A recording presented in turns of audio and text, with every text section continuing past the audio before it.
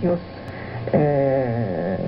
iban hacia las órdenes mendicantes de franciscanos y dominicos, que eran los apóstoles de una nueva espiritualidad. En este clima desfavorable, hacia 1305, empiezan los rumores que habían sido lanzadas por un religioso llamado Estieu de Floirán. Decía que las milicias de los templarios eran unos sodomitas, heréticos, profanadores, idólatras. Son acusaciones estereotipadas. Siempre son eficientes estas acusaciones para desacreditar a un enemigo. Recuerden, en nuestra época, desde hace algunos años, las primeras cosas que se quieren decir de alguien es que es un homosexual. Siempre funciona. Todo esto hacía del templo una secta misteriosa. Unos antiguos templarios, echados de la orden, agregaron su cosecha. Y los reyes y los consejeros estaban encantados por eso. Uno de los consejeros del rey, por ejemplo, Guillaume de Nogaret, por ejemplo, Enguerrand de Marigny, vieron la ocasión de sancionar una orden que podía servir como apoyo al Papa y así podían reforzar la figura del rey. El templo estaba en el seno del reino, como un cuerpo independiente, y esta independencia molestaba a los reyes, porque estaban puestos directamente bajo autoridad pontifical. Escapaba en principio a la autoridad de Felipe el Hermoso. Felipe el Hermoso entonces pide al Papa de intervenir para parar a la orden del templo que estaba siendo el objeto de tantos rumores. El Papa era Clemente V, exiliado de Roma a Aviñón. Era un Papa débil, debilitado. El rey se pone entonces a sí mismo como salvador de la ortodoxia. Ya que el Papa es incapaz de castigar al templo, él castigará al templo. En la mañana del 13 de octubre de 1307, a la misma hora en toda Francia, los agentes del rey se pusieron a la puerta de los centros templarios, llevaron a los templarios a la cárcel y pusieron la mano sobre sus bienes. El pontífice fue informado de esto como cualquiera, no sabía. De ahí surge el mito del tesoro de los templarios. Las torturas arrancan a estos infelices todo lo que se quisiera hacerles decir y confirman los rumores. Felipe entonces estigmatiza al Papa. ¿Acaso usted va a defender esta orden corrompida? Y Clemente V capitula y ordena la arrestación, el arresto de todos los templarios de la cristiandad. Algunos rechazan lo que había reconocido bajo la tortura, pero ya era demasiado tarde. El rey triunfaba porque la justicia medieval prohíbe las retractaciones y los que se retractan estaban quemados en diversas ciudades del reino. Algunos templarios fueron inocentados, otros acabarán su vida en la cárcel. En el concilio de Viena, 1311-12, el rey llega escoltado por un ejército, llevado por sus 2 hermanos y sus 3 hijos. Hasta entonces se había condenado a los templarios, no a la orden. Era un hecho único en la historia de la cristiandad. Salió una bulla, vox in excelso, y en esta bulla Clemente V suprime la orden. Los bienes del templo son atribuidos al hospital, a la orden de los hospitalarios, salvo en España, donde los toman las órdenes militares locales que luchaban contra el Islam. Clemente V estaba estrechamente cuidado durante todo el proceso. Renuncia a exigir al rey que le remite los 6 dignatarios de la orden que habían sido encarcelados hace 7 años para que él mismo los juzgara. El 19 de marzo de 1314, frente a la masa, ahí frente a Nuestra Señora de París, se lee la sentencia publicada por 3 cardenales a sueldo de rey y se decreta la prisión a vida para estos dignatarios. El maestro Jacques de Molay y el preceptor de Normandía, Joshua de Sarney, entonces toman la palabra y dicen que todo lo que se había dicho sobre los templarios es una mentira. Esta retractación les vale que sean quemados. Ellos gritan: la orden es santa, la orden es pura, es la tortura y la calumnia que han viciado el juicio.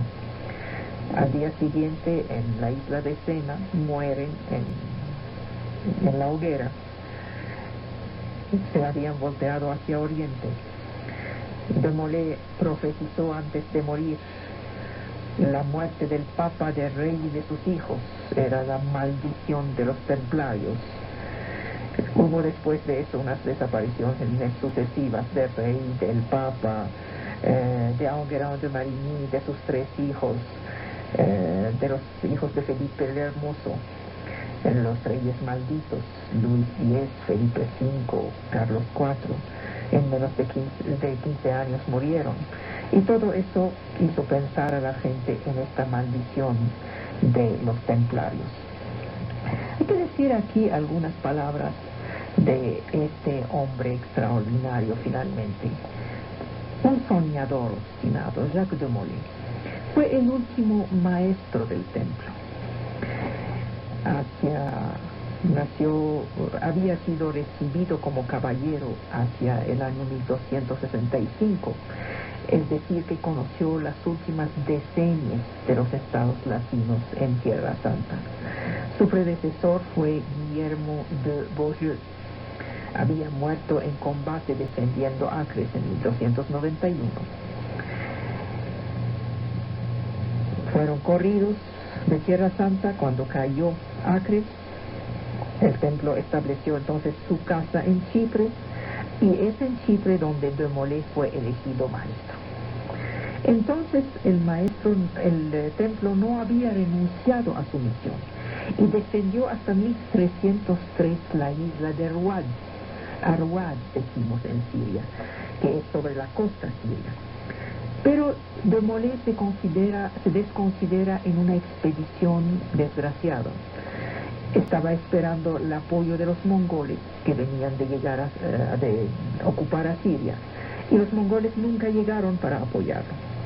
Además, se había metido en un complot, había sostenido la revuelta de Amorí, hermano del rey de Chipre, y esto los dos considero. Quizá de Molay hubiera evitado la catástrofe si hubiera aceptado, como lo querían el Papa y el Rey, fusionar el templo con el hospital en visto de una futura cruzada. Pero se negó. No se conoce la respuesta que hizo el maestro de la orden de los hospitalarios, Hug de Villaret. Jacques de Molay no tenía realismo, no era un gran político. Tenía el sueño de una cruzada donde el templo solo se cubriría de gloria, retomando Tierra Santa. Los hospitalarios fueron más pragmáticos. Ellos hicieron para sí mismos un principado en Rodas. Los caballeros teutónicos eran más pragmáticos. Se hicieron un principado en Prusia. Ninguno de los dos que se quedaron soñó en volver a Tierra Santa. De Molay no entendió el cambio del momento. Cuando desembarcó en Francia a finales de 1306, principios de 1307, para estudiar el proyecto de fusión de las órdenes religiosas, Jacques de Molay no podía sospechar los eventos que iban a venir. Él estaba acostumbrado a sentarse entre los príncipes. La noche antes de su arresto todavía lo hacía. Cuando lo arrestan tenía unos 60 años, es decir, era un hombre viejo para la época. Y una vez arrestado, dijo todo lo que querían hacerle decir sin siquiera haber sido torturado. Todo me muestra, según los textos que estoy leyendo, que Jacques de Molay tenía una inteligencia mediocre. Él pidió el apoyo del Papa sin entender que Felipe el Hermoso explotaba el asunto del templo precisamente para acabar con la autoridad pontifical. Después su retracción fue patética. Sacrificó su vida para denunciar la mentira, pero no sirvió el asunto para nada. Clemente V era un papa manipulado. En 1305 Roma atravesaba una situación muy fea. El nuevo papa no pudo ni siquiera ir a Roma. Fue entronizado en Lyon. No disponía de ninguna residencia. Erraba con su pequeña corte y acabó por fijarse en 1309 en Aviñón. Fue la época de los papas de Aviñón. Estaba reducido el papa a pedir hospitalidad, tanto a los dominicos, tanto a los en los castillos del condado, porque no existía aún el palacio de los papas en Aviñón. Este papa, Clemente V, heredó de una situación muy difícil. Es un ejemplo único. Celestino V tenía 80 años. Había abdicado en 1294. El cardenal Caetani, de la facción adversa, le sucedió bajo el nombre de Bonifacio VIII. Esto fue entre 1294 y 1303. Y lo mantuvo al Papa de 80 años. Lo mantuvo en una semicaptividad, donde murió poco después. Entonces se acusó de su muerte a el Papa en turno, su rival. El papado se encontraba muy fragilizado. Bonifacio VIII pretendía imponerse en una bulla que se llama Unam Sanctam 1302. Afirma la superioridad del Papa sobre los príncipes temporales. Cada quien entonces usaba de sus armas. Había querellas sobre los impuestos, sobre la nominación de los prelados.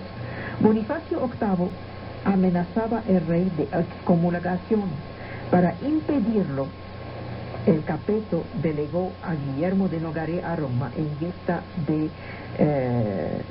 deponerlo frente al concilio. El Papa fue forzado a residencia y humillado por las fuerzas reales francesas. Entonces huyó de Roma y murió. Así el rey triunfó. Clemente V fue elegido en 1305, después de un breve pontificado ocupado por Benigno XI. Ya no tenía ni apoyo, ni tropas, ni ingresos suficientes, y se encontraba a merced del rey de Francia. Felipe lo amenazó con un proceso. Bonifacio VIII había desacreditado la institución pontifical. Los templarios ya no eran ni tan ricos ni tan dignos como lo eran, pero no eran más ricos y más indignos que otros órdenes. De hecho, fueron los chivos expiatorios. Las acusaciones que llegaron contra los templarios podían haber llegado contra cualquier otra orden. El rey afirmó frente al papado la potencia del poder temporal y de la monarquía centralizada. Bueno, ya llevamos la orden de los hospitalarios, ya llevamos los templarios, nos quedan los teutones. Son las tres grandes órdenes de monjes guerreros que hubo durante las cruzadas. Los teutones están indisolublemente ligados a la imagen aterradora que dio de ellos el cine. Los teutónicos, los monjes guerreros mal amados. De hecho, son los menos conocidos. Hay una leyenda negra de los teutones, pero su historia desmiente esta leyenda. Después de los hospitalarios fundados en 1070, los templarios en 1120, la tercera gran orden religiosa militar es la orden de los teutónicos. Se señala a finales del siglo XII. La historia de los caballeros teutónicos es menos conocida, porque muchos documentos que los conciernen están escritos en alemán. Y se interrumpe la búsqueda en la Reforma,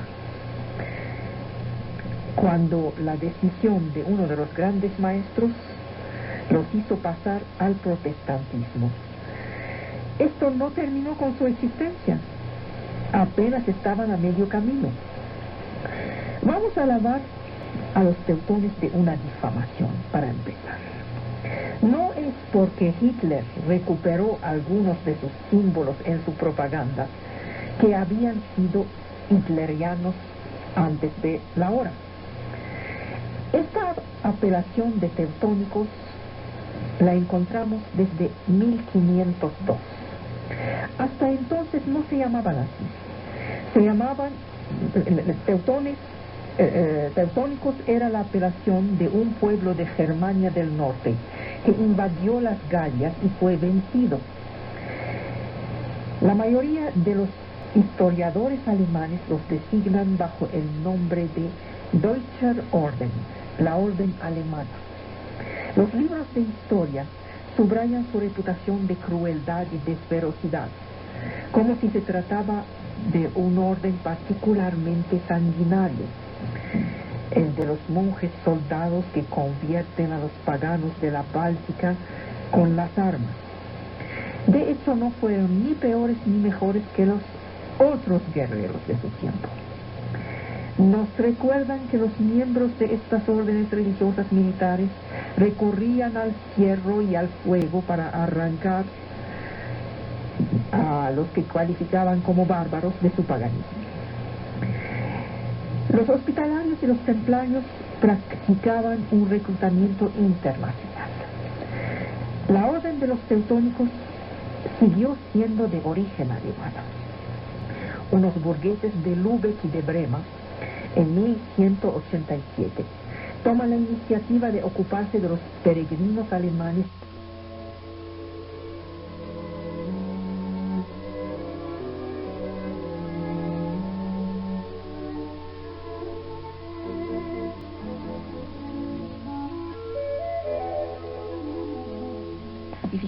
constituyen uno de los medios de conocer una ascensión social asegurada. Por el lado del Islam, del siglo VIII al siglo XIII, las ciencias conocen una extraordinaria edad de oro.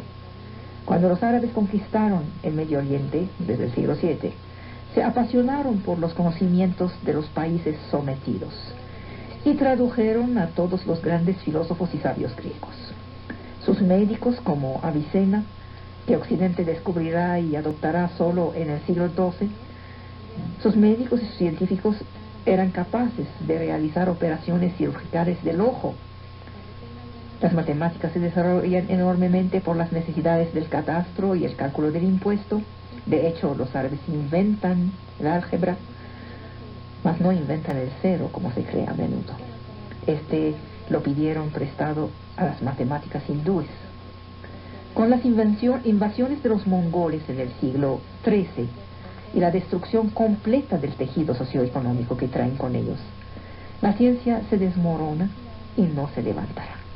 A partir de esta época, los nuevos conocimientos o teorías que vienen de los países cristianos son considerados como influencias extranjeras nefastas y por esta razón puestas bajo el control de las autoridades musulmanas.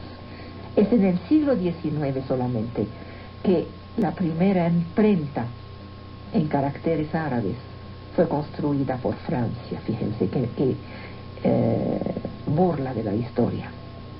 Bien, la emergencia de las ciencias es un evento único en la historia de la cultura. Y es un evento que se ha producido en el occidente cristiano y en ninguna otra parte. Estoy hablando de modernidad ahora. Quizá por una parte gracias al hecho de que la Iglesia reconocía una distinción fundamental entre el campo de lo sagrado y el campo de lo profano. Esta distinción no solo permitía a la ciencia de buscar sus vías, sino que preparaba el espíritu para una distinción más radical que planteaba el principio de objetividad. A lo largo de los siglos, el recorrido científico se hizo al lado de la Iglesia Católica. En el siglo XVII las ciencias conquistan su autonomía hacia las religiones. La autoridad eclesiástica solo aceptó sus resultados a partir del momento en que estos se acordaban con la Biblia y el dogma. Desde el siglo I, las relaciones entre Iglesia y ciencia empezaron muy mal. El Nuevo Testamento recuerda la manera en que San Pablo, el propagador del cristianismo, fue recibido en la patria de la ciencia griega, Atenas. Cito: al escucharlo hablar de la resurrección de los muertos, se pusieron a reír. La Iglesia primitiva siente hacia la ciencia un cierto desprecio. ¿Qué vale el conocimiento de las cosas ante el conocimiento de Dios?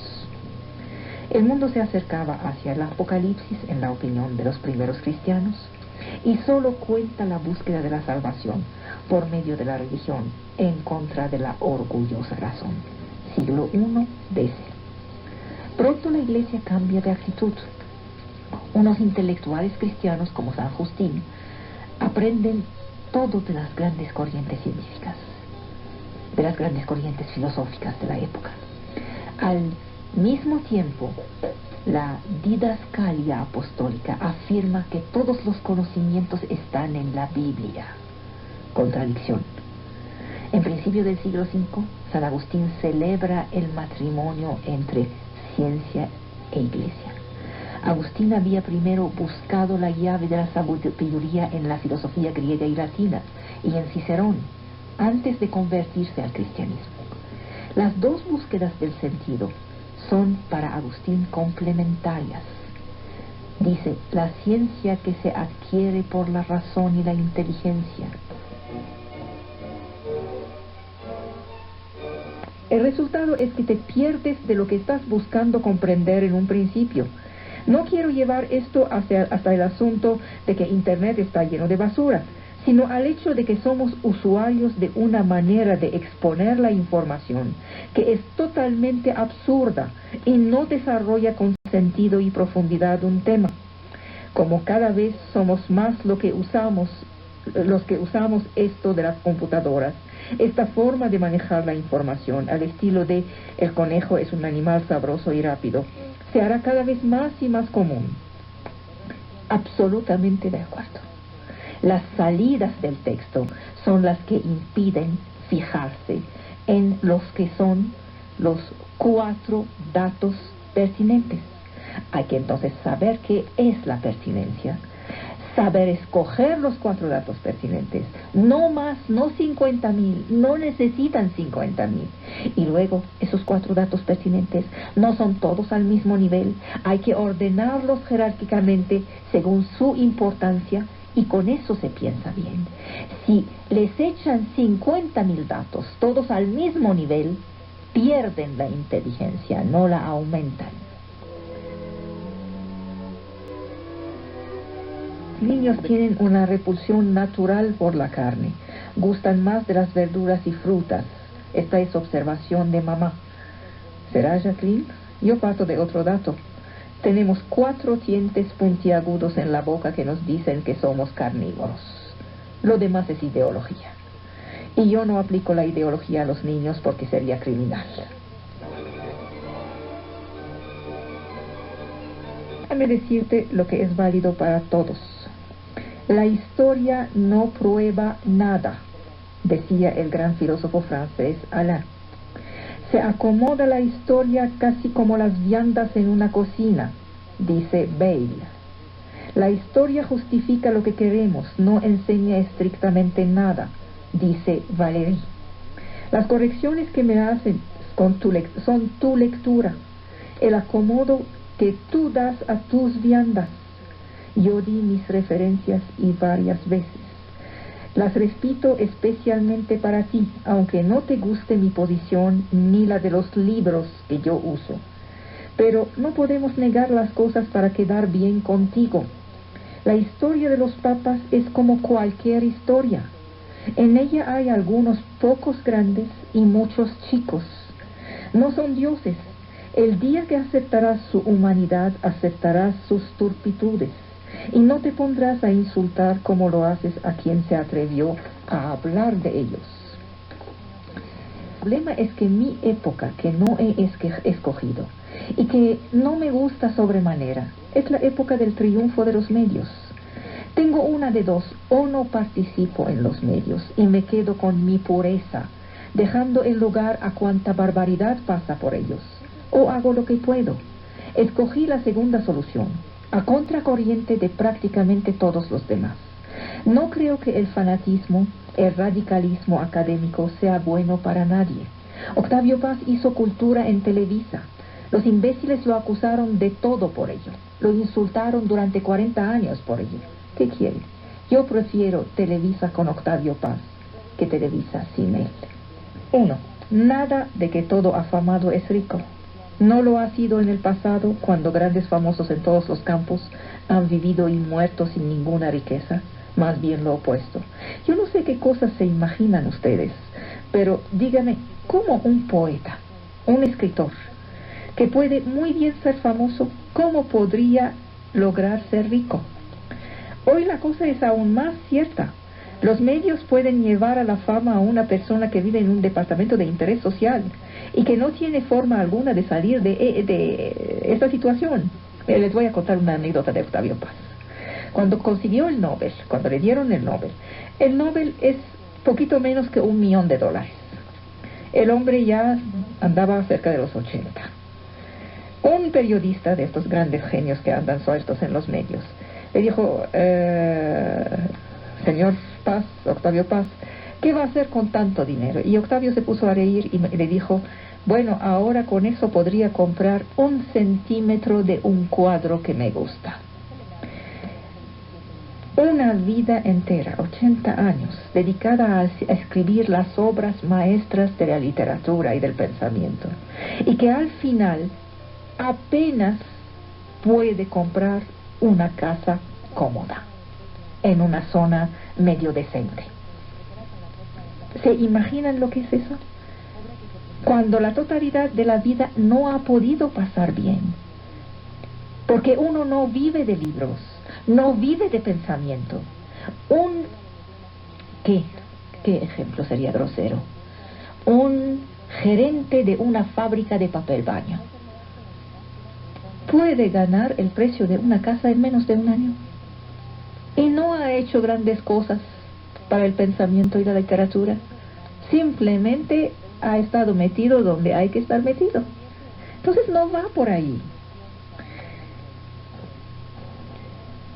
Sin dificultad, sin que nadie conozca su nombre, uno que esté en el negocio del espectáculo, que canta ye, ye, ye, tiene millones y no va a quedar en la historia de la civilización. 2. Es injusta, pero tratamos de que no sea caótica. Establecemos las instituciones para que deje de serlo. Por ejemplo, el matrimonio o el noviazgo para detener el caos sexual.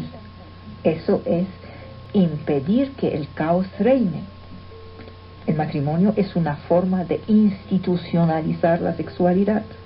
Y si el capitalismo fuera tan caótico, no habría durado ni 5 años, y ya lleva algunos siglos, 2 de triunfo por lo menos. No, la fama y la celebridad no se reparten caóticamente como la riqueza por el capitalismo. Si ambas, yo no sé qué edad tiene usted, si ambas tenemos 50 años, que yo no he hecho en estos 50 años otra cosa que trabajar, mientras usted, es su posición, figura de estilo, digo usted o Lupita o lo que sea, mientras usted andaba bailando en todos los rodeos desde los 14 años, que se dejó embarazar por el albañil de al lado y abandonó la escuela, que ahora tiene 8 hijos y 29 nietos, mientras que yo me casé después del doctorado y tuve un hijo, y así consecutivamente. Entonces, no se trata de una repartición caótica, ni en la vida ni en el capitalismo. Uno hizo algo y el otro hizo otra cosa. Cuando hablo del azar, quiero decir que existen imponderables, a pesar de todas las tentativas de orden y de todas las leyes. No quiero decir que no hay ni orden ni leyes y que todo resulta como lo que cae del cielo. Si lo fuera, ¿para qué trabajar, verdad? Cuando hablo de azar, no significa que no hay ni reglas ni leyes y que todo se vale. Significa que a pesar de las reglas y de las leyes y del trabajo, existen los imponderables.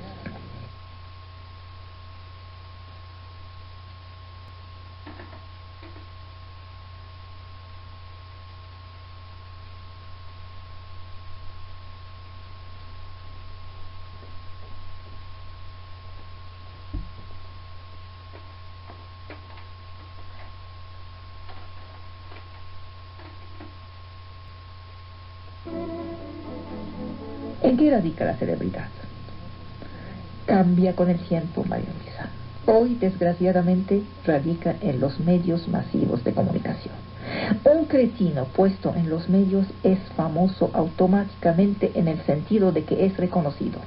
No por inteligente, no por valioso, no por virtuoso, no, simplemente por estar en los medios. La fama no tiene nada que ver con el bien.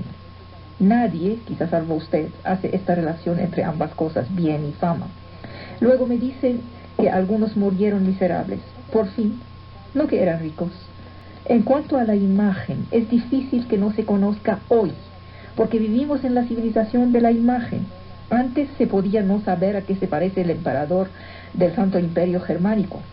Ahora se sabe de inmediato a qué se parece el más nimio de los famosos. Y 3.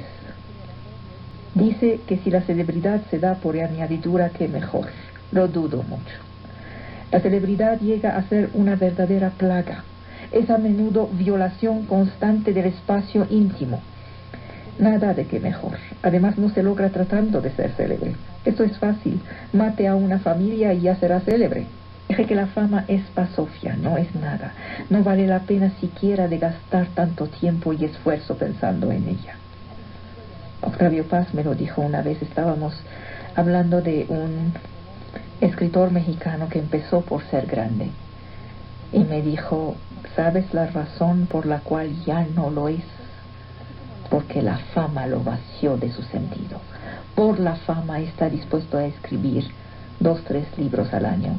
Cualquier cosa, decir cualquier cosa, nada más para seguir figurando en el pasillo de la fama. 1. María Luisa, su existencia depende en gran parte de su voluntad. Aunque tenga el idioma el más elaborado, yo no sé cuál es este. Aunque tenga el lenguaje el más rico, que supiera el diccionario de memoria, si su existencia es hueca, no expresará más que esta miseria. La relación no se hace como parece querer hacerla. No hay lengua mejor o peor. Hay lengua que expresa mejor una situación dada en un momento dado. La lengua de los Bushmen, por ejemplo, en África, probablemente no tenga manera de expresar la alta tecnología ni la filosofía de Kant. Pero dudo mucho que el alemán esté habilitado para expresar el medio selvático y la vida de los cazadores.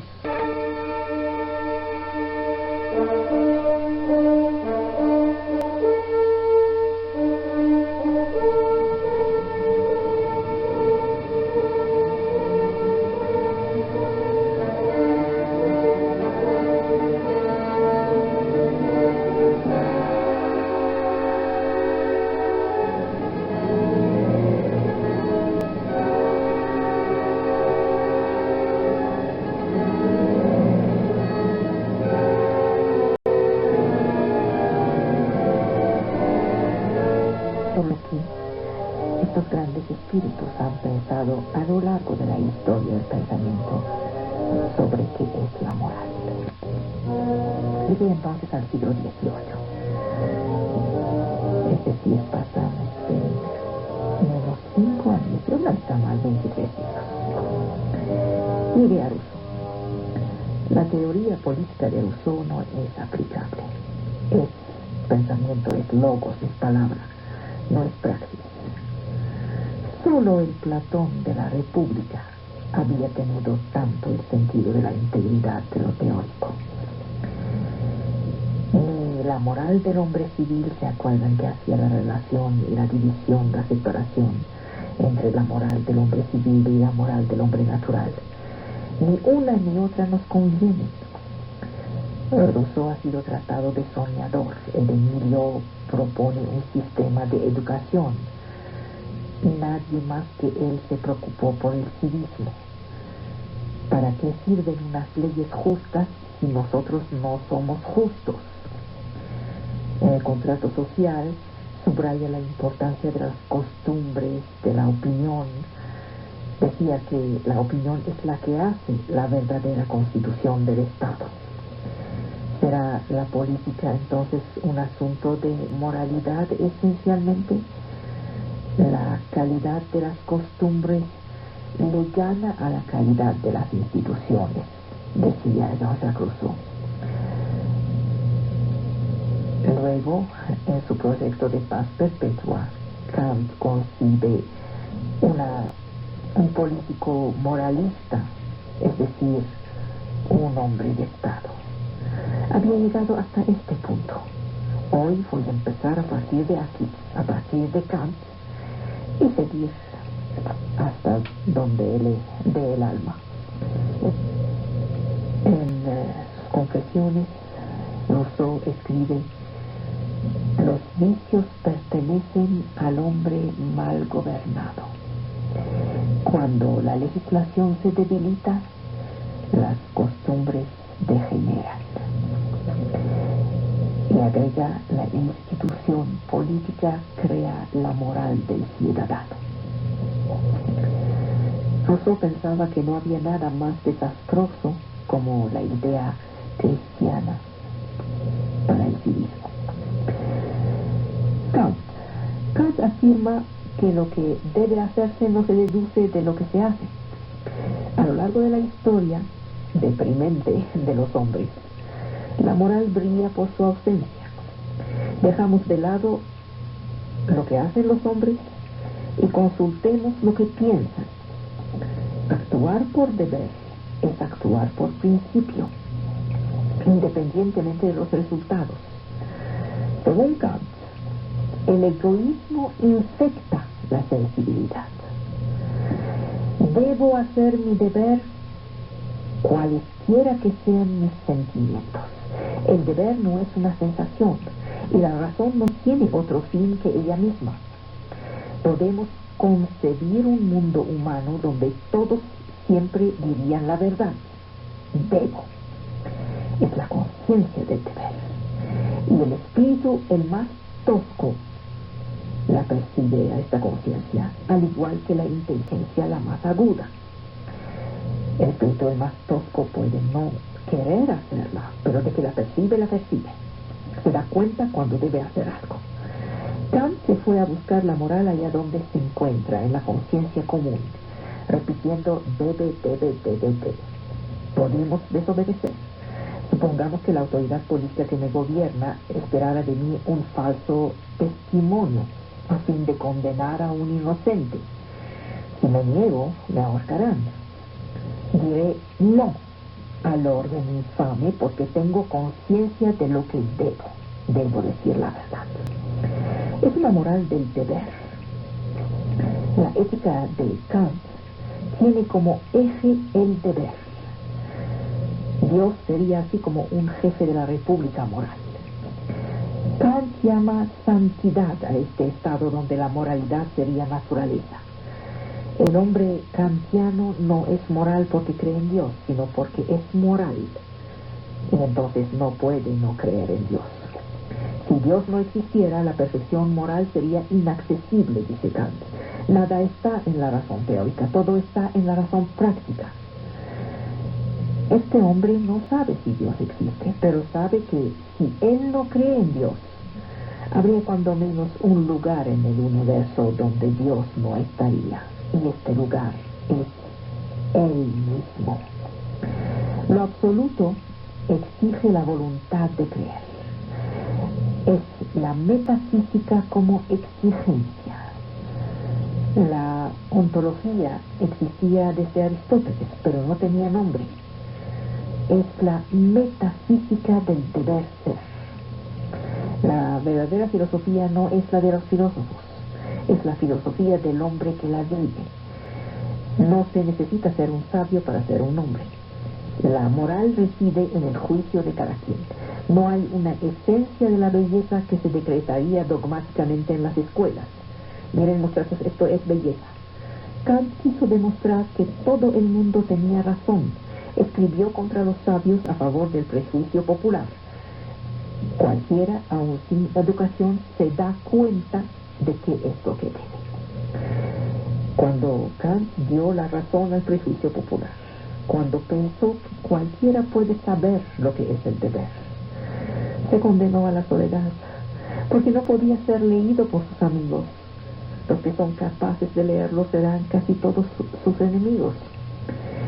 En él está la supremacía de la razón práctica sobre la razón teórica. En reacción contra él, los filósofos post-kantianos que vinieron después de él se ligarán para asaltar sus torres. Desde entonces la preocupación ética cayó en descrédito, preparando el despedazamiento de la filosofía.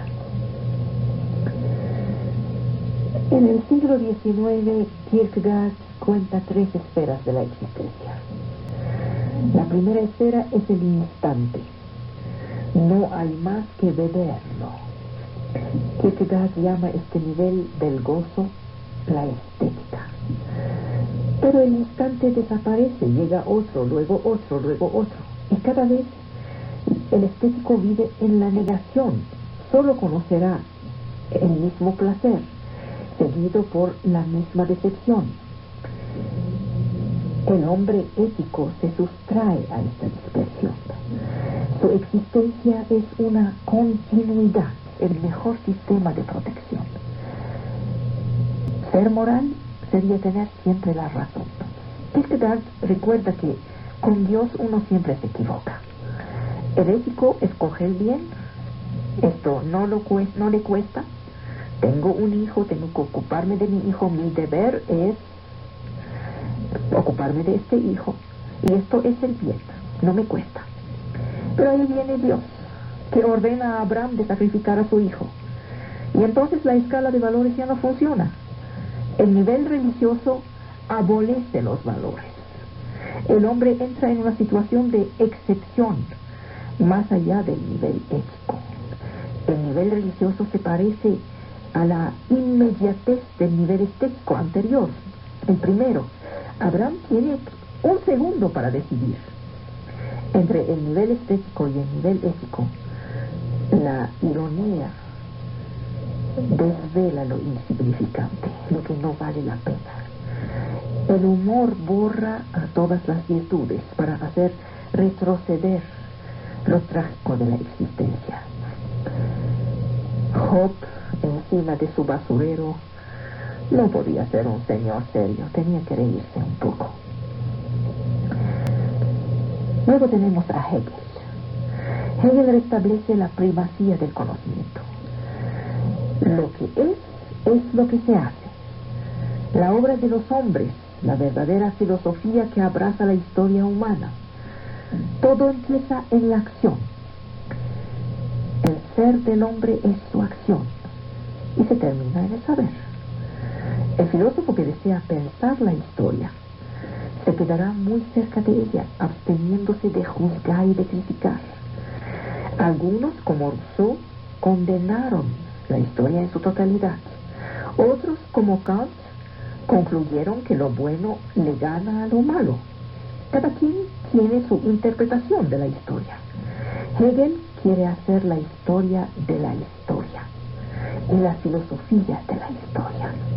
Y este programa implica que se abandone la perspectiva moral, porque la perspectiva moral es la más incomprensiva.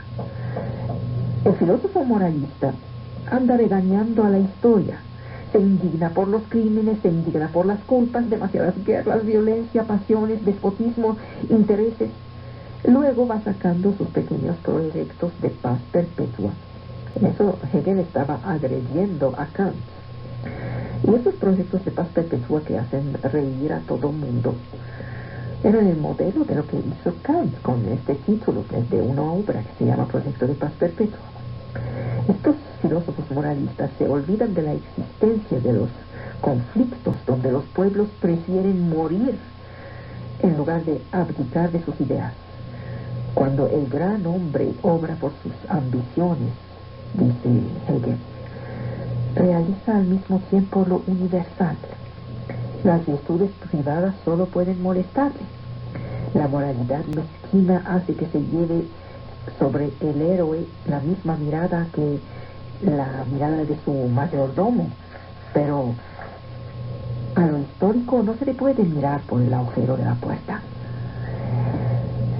El filósofo moralista desearía que lo real se moldeara dócilmente sobre lo ideal. No ve que lo ideal no tiene fuerza y que un poco de realidad vale infinitamente más que mucho ideal. Así que la política es más seria que los sueños de la moralidad. La moral tiene la vocación del fracaso. Hegel reprocha al hombre de Kant que de solo ocuparse de su preciosa pureza interior. Lo importante es la forma. Lo que se va cumpliendo no es la moralidad, sino las costumbres, las instituciones, los códigos. Esto que decía Hegel no era sí mismo. Hegel elimina una moralidad irrealizable para poner en su lugar la vida del derecho. Para Marx, la moral es ineficaz. Se ha deconsiderado a sí misma, escogiendo el campo de los opresores. La moral sería el asunto de los opresores. Ellos dijeron lo que es moral y lo que no es moral. Cuando se pone a alabar las virtudes de la resignación, consolida al orden establecido. Engels dice, cuando se es un hombre de ciencia, no se tiene ideal. La ciencia, y el marxismo es una ciencia, no tiene nada que ver con la moral. Luego viene Nietzsche. De Nietzsche, la moral recibirá los asaltos los más fuertes. Estos ataques fueron llevados en el nombre de la vida como tal, y como es, con su frenesí, con sus desórdenes, con sus antagonismos. De esta visión de Nietzsche sobre la moral les hablaré en unos segundos.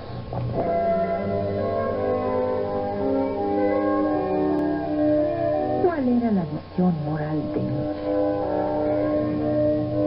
Piensa Nietzsche que la moral se propone de corregir la vida, volver la vida inofensiva, aseptizar la vida. La moral condena las fuerzas y los instintos vitales. Los moralistas siempre hablaron con demasiada pasión contra las pasiones. Los instigadores de la moralidad eran unos fracasados de la vida, que alimentaban un proyecto diabólico, el de hacer que la debilidad sea más fuerte que la fuerza. Los venenos de la moralidad, la duda, el escrúpulo, la vergüenza, debilitan. Tanto Marx como Nietzsche, en este sentido, se parecen, al mismo tiempo se oponen. Cuando el primero considera la moral como un arma entre las manos de los poderosos, cuando el segundo, Nietzsche, la considera como una malicia de los indigentes.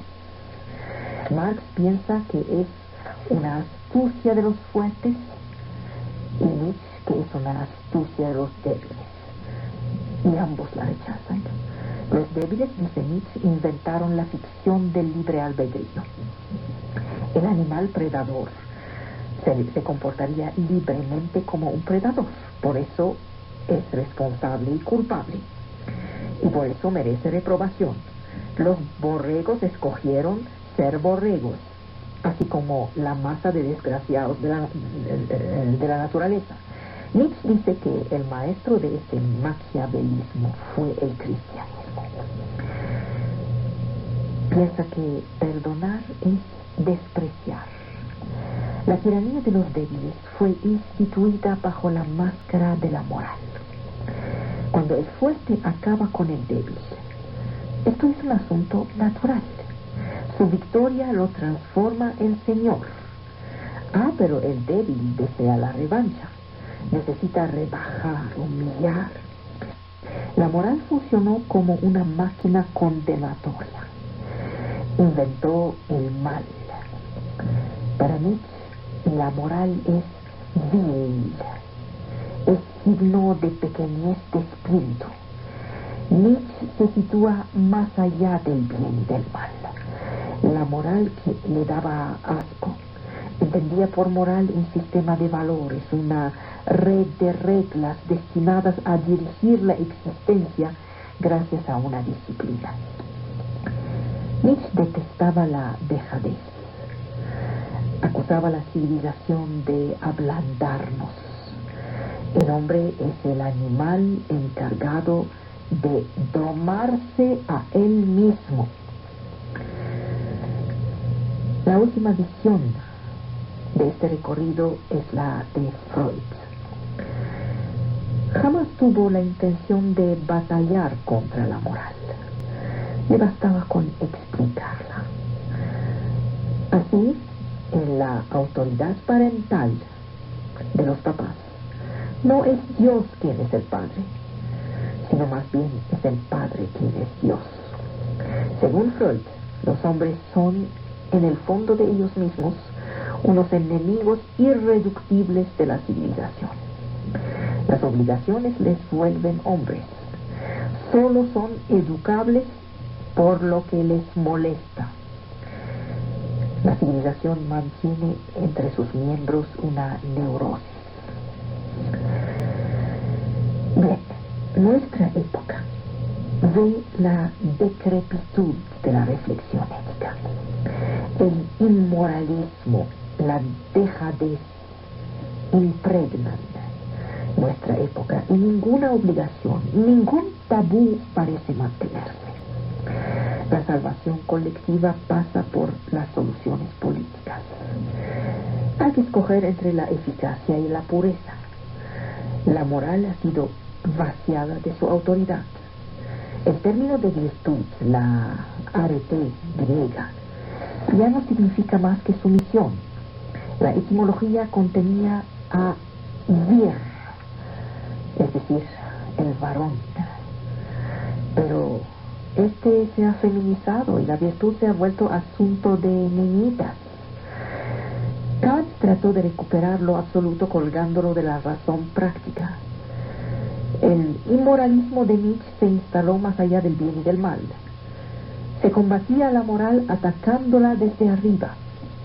Hegel le opuso la inserción del hombre totalmente convertido en ciudadano en el estado racional. Nietzsche quiso destruir la moral. Es necesario ir más allá de ella, concluía. La escuela de Durkheim promueve una robusta coerción colectiva. La virtud debe consistir en respetar no lo que es respetable, sino lo que es respetado. A partir de ahí, al lado de las morales sociológicas, se pusieron a proliferar las morales biológicas. Un conflicto generalizado en vista de la hegemonía selectiva. Algunos autores, cuyos nombres cayeron en el olvido, sugirieron que la moral debía construirse día por día, que sus valores son provisorios. Simone de Beauvoir habló de una moral de la ambigüedad. Todas las cualidades de la moral, imparcialidad, repudio de las pasiones, escrúpulo, respeto, todas cayeron. Los pretendidos científicos ya no creían en nada, ni valores trascendentes, ni valores eternos. La virtud y el vicio solo eran productos. Se abandona el bien y se pone en su lugar lo verdadero. Luego se decreta que lo que es verdadero está bien. Todo esto lleva a un antihumanismo visceral. Es como si la moral fuera la última reliquia de un antropocentrismo envejecido. Se contentará con echar sobre el hombre una mirada lejana. Con eso el positivismo ganó los espíritus. Se decía que la moral no se puede probar empíricamente, que de ningún acto podemos afirmar y certificarlo como moral, que la moralidad solo es una intención. Ya volvemos al no quise y quise de los niños. Con esto se logró sacar la filosofía de la ética. Los filósofos solo admiten algunas verdades, saben de antemano lo que quieren demostrar. Había dos preguntas, dos asuntos, dos posiciones. La de los estoicos y epicúreos, que decía que la moral es la verdad de la filosofía, y la de Spinoza, que decía que la filosofía es la verdad de la moral. Dos pensadores disociaron saber y sabiduría, Aristóteles y Kant. Hoy día la filosofía ya no se sitúa en la perspectiva moral. Se supone que esta última restringía, falseaba el pensamiento. El saber sería absolutamente amoral, no tiene nada que ver. La moral ha sido tan poco templada, tan habladora, tan indiscreta, que esta cura de silencio a la cual está obligada hoy, esta cura de silencio no le hace daño. Está bien que se calle un poco a la moral. Durante tantos siglos ha hablado, ha impuesto, ha decidido, y muchas veces con las armas. No está mal que calle. El principio de la moral es trabajar a pensar bien. Los moralistas actuaron como censores. Platón fue valiente cuando afirmó que el amor corporal es el primer nivel de una ascensión. Todo es grande en la vida de la grandeza. Y entre las diversas formas del amor solo hay una continuidad. Esta tesis es la posición opuesta a la del moralismo. En el moralismo el mal tiene una prioridad absoluta. El moralismo solo ama al bien por el hecho de que el bien es contrario al mal. No habla al bien porque es amable. Spinoza lo entendió muy bien. En su ética dice: quien se deja llevar por el temor y hace el bien para evitar el mal, no está siendo llevado por la razón. Quien huye del mal, sin duda alcanzará el bien, pero lo alcanzará de reversa. Kant protestó contra la idea de que no existiría ninguna acción moralmente indiferente. El hombre de Kant es alguien que come, bebe, descansa, se divierte, no es un maniático. No tiene para qué mostrarse moral de la mañana a la tarde. Pero la verdadera inmoralidad es creerse moral cuando no se es moral. Criticar consiste en dibujar fronteras, distinguir. Hay una predisposición a la moralidad. Se puede considerar a lo bello como un símbolo del bien. ¿Qué deben hacer los hombres? Deben determinar el bien ellos mismos. Sin la filosofía, los hombres sin duda sabrían hacer todo lo que saben hacer: ciencias, artes, política, derecho, economía, pero les faltará comprender lo que les permite hacerlo. Cualquiera que sea la acción que decidimos, solo puede ser nombrada moral si nos la imponemos como un deber. Si reclamamos a una doctrina que sea enérgica, podrá levantar montañas. Hay que recurrir a los fundadores de las religiones o a los poetas. Recuerden, era Píndaro el que levantaba a los griegos. No era Platón. Platón solo deseaba hacerlos pensar. Kant ha mostrado que un solo tipo de hombre estaba calificado para escrutar el significado del destino humano. Y este es el hombre moral, al cual su práctica, eso es la moral, confiere su supremacía teórica. Los pensadores de hoy no se preocupan mucho de directivas morales. Parecen indiferentes a los temas éticos. Pero una ciencia nueva acaba de surgir. Se llama moral. Lo social no lo es todo. Solo es el rostro visible de una realidad más fundamental. solo es el cuerpo, la moral es el alma. La filosofía no está obligada a ser moral. La moral puede ser filosófica. Pero si quiere ser demasiado visible, no será muy presente. Hay varias razones de hacer filosofía moral. Hoy, después de años de crítica y de sospecha, la reflexión ética renace con una nueva libertad. El pensamiento ético conoció un desarrollo extraordinario en Gran Bretaña, en Alemania, en Estados Unidos.